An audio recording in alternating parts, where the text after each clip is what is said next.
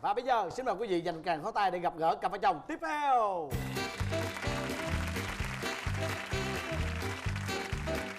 Rồi, mời em. Dạ, chào chị em Dân. Chào anh Quốc Thuận. Em tên là Nguyễn Thành Hiếu. Em 25 tuổi, là nhân viên kinh doanh. Dạ, đây là vợ em. Vợ em đúng rồi. Dạ, chào chị Hồng Dân, chào anh Quốc Thuận. Em tên là Nguyễn Truyền Hiếu Trinh. Năm nay em 25 tuổi, là nhân viên xuất nhập khẩu của công ty Nhật Bản. Cả hai bạn đều là 25 tuổi. Dạ. Rồi hai em là quen nhau trong trường hợp nào?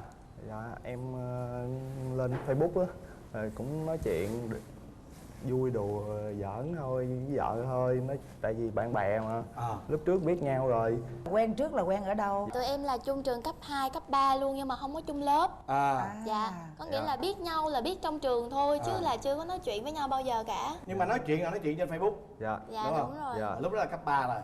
Dạ không, lúc đó là lên Sài Gòn, học rồi. Là 10 năm sau tụi em mới gặp lại nhau trên Facebook. Ủa tụi em quê ở đâu? Dạ, Bến Tre ạ. Dạ, Bến Tre. Ủa rồi giờ hai bạn đang ở Sài Gòn hay ở Bến Tre? Dạ, đang ở Sài Gòn. Dạ, lên Sài Gòn lâu chưa? Em á là đi từ lúc mà đi học, đi làm là em ở trên đây luôn. Còn anh Hiếu là sau khi mà cưới em, anh Hiếu mới lên. Dạ. Rồi thì xa cách nhau như vậy có ghen tuông không? Dạ có. Dạ có. Ai ghen? Vợ em ghen chứ em có Em ghen. ghen. Lý do? Sao Ông ở dưới quê mà cũng ghen nữa hả? Dưới quê cũng có gái à anh. Ở đâu không có gái đúng không? Vì tôi gài.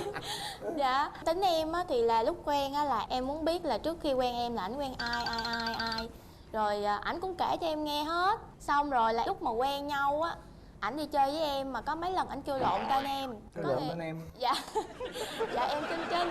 Mà ảnh cứ kêu em bằng Linh hoài à. Linh là tên ai? Mà trong cái danh sách bồ cũ ảnh không ai tên Linh hết á. Nhắc tên bà hàng xóm. Biết sao em có hỏi ảnh chứ, tại sao anh kêu em tên Linh? Em đâu phải tên Linh đâu. Linh là ai? Linh là cô nào? Ảnh mới nói với em là tại vì tên em khó đọc quá, tên em là TR, anh không có phát âm được nên anh kêu lộn thành Linh. Xong rồi cái sao em vô Facebook của ảnh á, kéo xuống mấy tin nhắn từ năm 2013, 14, em phát hiện ra là cái bạn Linh đó có thật trên cuộc đời này? Dạ đúng rồi. Và Linh đó là cái gì của ảnh? Theo ảnh kể với em là bạn Linh đó chỉ là một bạn gái bước qua trong cuộc đời của ảnh mà chưa. Trời ơi, bước qua thôi chứ mà chưa bước lại. Bước qua cuộc đời anh mà chưa có danh phận gì hết. Hay quá. Chứ trước khi gặp Trinh á thì là em cho mấy người có danh phận rồi. Một hai người. Một hai người có danh phận, tức là người yêu của Hiếu. Dạ đúng rồi. Người yêu. Dạ. Chỉ có một lần đó là gọi lộn tên thôi đúng không? Cái lộn cũng 2-3 lần. Rồi bây giờ còn lộn nữa không vậy? Dạ không, bây giờ không dám Giờ lộn là nữa. mệt Dạ. Ủa nhưng mà sao em lại kêu lộn vậy ta? Dạ. Có khi nào em còn yêu người phụ nữ tên Linh đó không? Dạ, yêu. Cái này anh Quốc Thuận đốt nhà. Đó, cũng đốt nhà kìa. Không phải. Tên Linh vợ chồng sao đốt nhà người ta? Yêu bạn đó thì cũng có, nhưng mà tại vì bạn đó tên Linh thì cũng dễ kêu nè. Không, kêu chắc líu lưỡi đây mà không sao đâu. Dạ. Cứ bỏ đi. Ủa nhưng mà hai vợ chồng em là quen nhau thì bao lâu rồi cưới? Dạ 8 tháng anh. Mà sao phải cưới sớm dữ à? Bạn này đòi quá. Cái này cũng có một câu chuyện. Rồi tại vì vợ thì em nhõng nhẽo, người quen người dưới quê còn người trên thành phố. Vợ em thì tối ngày cái giận dỗi không à. Cái bữa đó giận kêu em lên mà em không lên, mới giận đóng Facebook không nói chuyện với em 3-4 ngày luôn. Em mới chạy lên, thế xong em mới nói thôi về để anh xin ba mẹ cưới. Vợ em mới nói là ba em khó lắm, dễ gì mà anh xin được. Tại vì á, lúc đó em cứ nghĩ là ba mẹ em không cho, bởi vì là ba mẹ em chưa bao giờ hối em việc có chồng cả. Mà trong khi em đang đi học đại học liên thông thì em nói vậy thôi. Mà anh Hiếu tối ngày bàn chuyện đám cưới mà không có hỏi em, chưa có cầu hôn gì hết á. Xong em cứ nhắc khéo hoài, em nói ủa em chưa đồng ý mà sao tự nhiên anh cứ bàn hoài vậy. Cái xong rồi cái tự nhiên có một ngày anh lên anh thăm em, xong cái ảnh chở em ra cái hàng sinh tố lề đường ngồi vậy đó. Xong ảnh móc cái chiếc nhẫn ra, ảnh nói anh không có biết nói gì nhiều á, thôi em làm vợ anh nha, vậy thôi không có được cái bông nữa anh.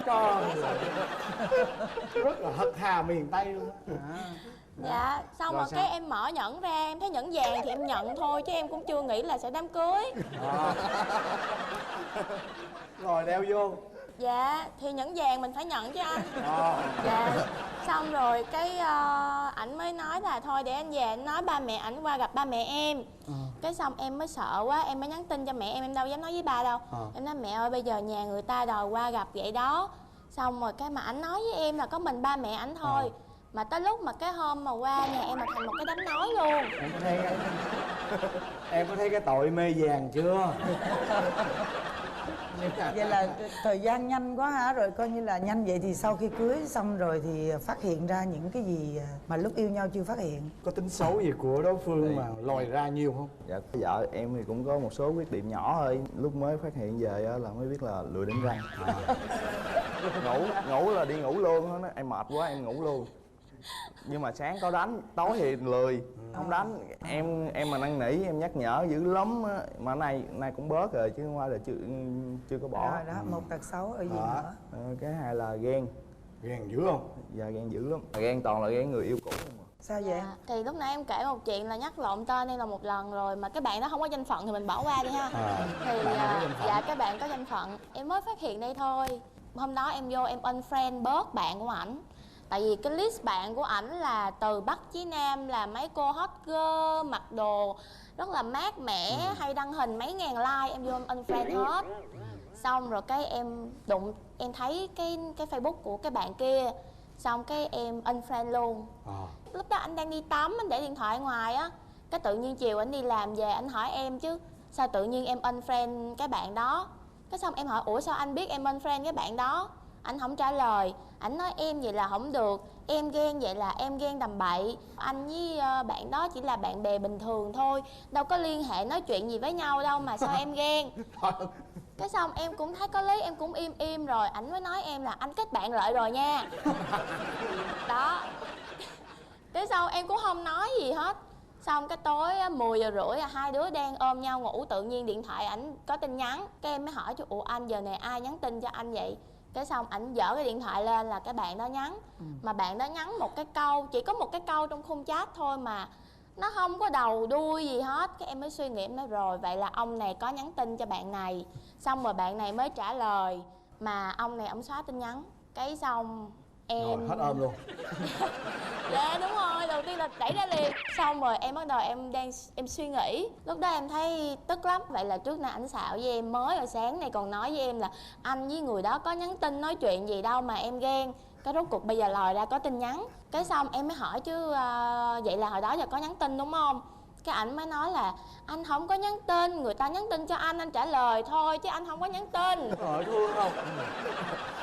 Thì ta hỏi thăm em mà em trả lời thôi chứ không tin nhắn đến mà mình không trả lời là bất lịch sự. Nhưng mà tại vì sợ là vợ ghen nên em biết xóa đi thôi. Chứ vợ mà biết người yêu cũ nữa rồi có chuyện nữa.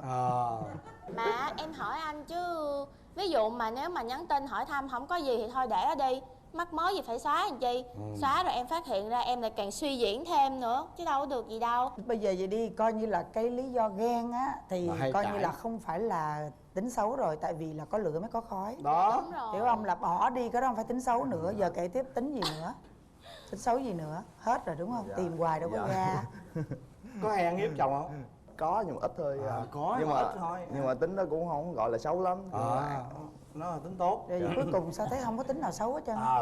Vậy giờ em muốn Hiếu thay đổi cái gì? Nếu mà nói thay đổi thì em chỉ hy vọng là chồng em bớt ga lăng lại, lại bớt đưa đẩy với mấy bạn nữ đó lại. Là Mấy bạn cũ hay mấy bạn mới? cũ mới luôn chị. Nó giờ nói cũ thì em mốt nói em nói là anh chỉ đưa đẩy với mấy bạn cũ, vậy anh đưa đẩy bạn mới em đâu có nói đâu, mất công lắm. Cho nên Lý lẽ dữ lắm. cho nên là mới cũ gì cũng bớt đưa đẩy, bớt ga lăng đi. Rồi. Còn ngoài cái đó ra thì em không có mong muốn gì thêm ngoài đó hết. Thấy Còn không? Hiếu làm sao? Hiếu muốn vợ thay đổi gì không? Chăm chỉ hơn chút xíu. Vợ em cũng không có tự ý thức làm được, phải em nhắc thôi mới nhớ mới làm. Sao em làm nhắc vợ làm? Cũng như là không phải là công việc là xen sẻ nhau chứ không phải em làm hết thì vợ em không biết gì sau này trách em nữa. Trời ơi, tại vì hai bạn này còn son quá mà hai bạn rất là xứng đôi. Mong rằng là hai bạn giữ hoài cái hạnh phúc này, đừng có làm cho có gì đó có khói nữa nha. Từ đây đến lúc mà sinh em bé là phải cẩn thận nha. Rồi chúc cho các em luôn luôn hạnh phúc và chuẩn bị chào đón một em bé kháu khỉnh ra đời nha. Dạ em cảm ơn quý vị.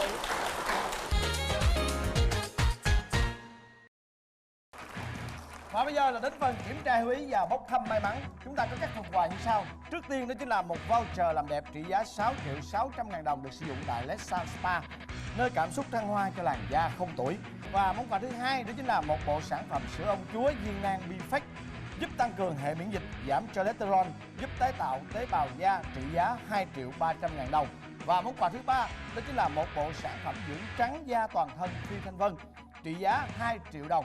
Và món quà thứ tư đó chính là một miếng cước chùi nồi và kèm theo một cặp vé xem kịch tại sân khấu của người đẹp Hồng Vân. Bây giờ là phần kiểm tra hiểu ý. Mời các bạn quay lưng lại và nghe rõ câu hỏi nha. Chồng của bạn ghét nhất môn thể thao nào? Rồi, để xem chồng của bạn ghét môn thể thao nào. Quay ra. Tennis, bóng rổ. Rồi. Còn bạn nhảy cao, búng thun. Rồi, cho quất luôn. Cho Mời hai cô dâu. Mời hai cô Hai cô vợ dâu tính tôi sẵn đánh tôi đi. xì nhau đi. Rồi, 1, 2, 3. Rồi, Rồi, xong. thua liền nhé. Trận đầu là thua liền Xin vậy mời đó. cặp vợ chồng cô Hiếu sẽ được ưu tiên chọn một trong 4 màu. Màu gì? Dạ em chọn màu vàng. Màu vàng, đứng đó đi. Bên này, màu gì? Dạ tụi em chọn màu xanh. Màu xanh. Tiến Rồi, lên đi. chị màu vàng, đỏ nha. Sẵn qua đi. Tôi màu hương. Rồi, Hưng và chị Vân sẽ mở trước. Mời quý vị đếm nào. 1, 2, 3.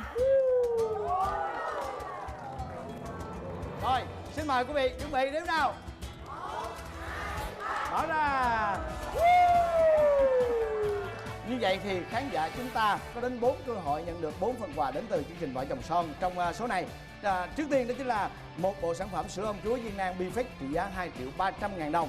Và món quà thứ hai đó chính là một bộ sản phẩm dưỡng trắng da toàn thân Phi Thanh Vân trị giá 2 triệu đồng.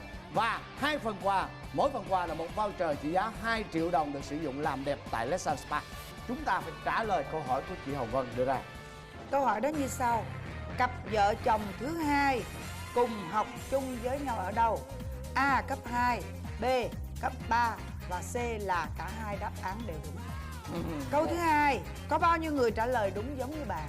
Nào, nhanh tay gửi câu trả lời về cho chương trình. Biết có chừng bạn sẽ là người may mắn nhận được các phần quà của chương trình Vợ Chồng Son. Kính thưa quý vị, đến đây thì thời lượng dành cho chương trình Vợ Chồng Son chúng tôi xin nói là tạm biệt. Và chắc chắn là chúng ta sẽ phải gặp lại nhau vào lúc 22h30 trên kênh HTV7 vào mỗi tối Chủ nhật hàng tuần với chương trình Vợ Chồng Son.